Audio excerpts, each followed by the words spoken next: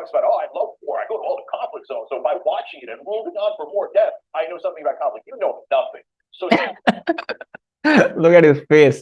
At the moment, 1 million people who are in Pakistan at the moment who are your fellow Muslims and who happen to be Afghan, and I don't think you care about them, do you? From 9/11, right? Right? Now Afghanis are good.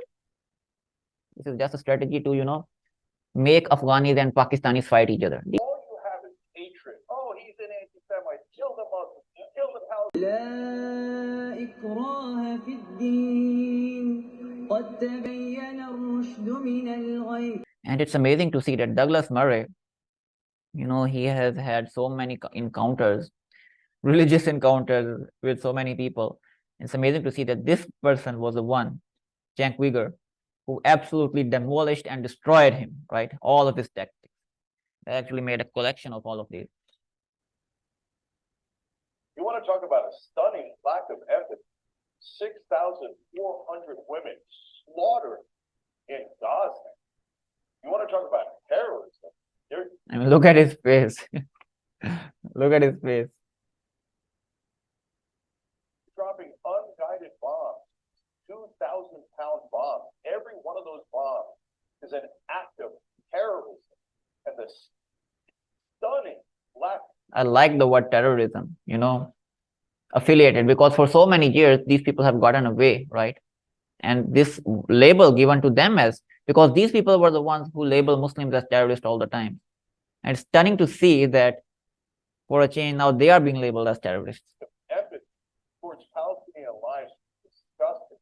But I want to be clear, it is not shared by all Israelis. The dad of one of the hostages who was killed went on Israeli television and said, stop killing them. And he didn't mean the hostage. Palestinians get terror. It happened in Egypt, it happened in Jordan, it happened in Syria, it happened in Lebanon, it happened in Tunisia, on and on. That's why these people don't really care about their fellow Muslims. They just care about hating Jews. All right, Jack, your response.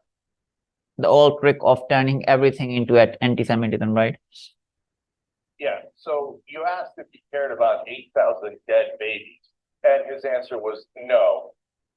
Queen Rania bothers me, so complete non-answer. Because I like the way he, started the answer, signifying that these people have zero emotional intelligence, right? Zero emotional intelligence, not caring about any lives of the Palestinians.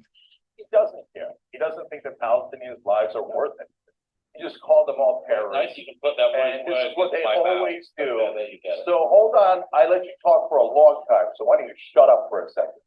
So we've got all of these dead babies. We've got all of these. that hit him actually. This shut up actually hit him. The reason for that is, for many years these people have been shutting up Muslims, right? So now a significant voice from among these are sort of liberal narratives, right? From among the liberal community is probably shutting them up on justice and upon truth and showing them their face, right? So this really hit him. He's dead big that this monster doesn't care about. He says, look at his face dropped, right? He's bombing them. A former intelligence officer said in the Israeli press they're using AI in a program called The Gospel, where he said it's basically a mass assassination factory. And we could all see with our own eyes. And you can do all the propaganda you want. No one believes your nonsense. Yep. We see all the dead women. We see all the dead children. Now Israel has killed 20 times the number of civilians that Hamas killed. What's he shaking his head for, right? 20 times the IDF has killed. They say, oh, those are Hamas figures. Those are Hamas figures. I mean, UN reported that. Human Rights reported that. Yeah, there's an excellent way to do it, and there's the right way. So let me explain. So war, this guy talks about, oh, I love war. I go to all the conflict zones. So by watching it and moving on for more death, I know something about conflict. You know nothing. So look at his face. This is to say, some people, like war so much. I mean, he's saying that no, just because you are in a combat zone doesn't mean that you know everything about wars. You have to look at a strategic point. You have to look at what is the best solution. Sometimes you have to go for the best solutions instead of, just keep killing each other, right? A great point. Here's what reality is. War gets you more, but peace actually works. And what is he shaking his head for? War does get more wars. I mean, these people are pro-wars. These liberals, so-called liberals, look how extreme they become, right? They become terrorists, no doubt. Israel did a peace deal with Egypt. Not only were the Egyptians safe, but the Israelis became safer. That peace deal has held for decade after decade. So how do you do a peace deal in this case? What you do is you do the two-state solution now, and you do it with the Palestinian Authority in the West Bank. And if you then have a Palestinian state, the Palestinian Authority would have the credibility to drive out Hamas from Gaza.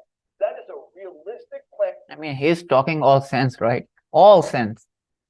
And look how nonsensical these people are looking. I mean, great job by Cenk. This party. At the moment, 1 million people who are in Pakistan at the moment, who are your fellow Muslims and who happen to be Afghan, and I don't think you care about them, do you? 1 million Afghans are currently being forcibly deported from Pakistan to Afghanistan. You don't care about that. You're not riled up about that. Okay, this is a different issue. I actually wanted to talk about this. I mean, look how good Afghanis are looking now. They are the masters of, making Muslims fight each other. For decades, I mean, Taliban were the bad people, right? Afghanis were the bad people. Afghanis are the worst people, right? For them, for US. From 9/11, right? Right? Now Afghanis are good. This is just a strategy to, make Afghanis and Pakistanis fight each other. These are their strategy, divide and conquer mentality, right? I'll talk about this issue as well.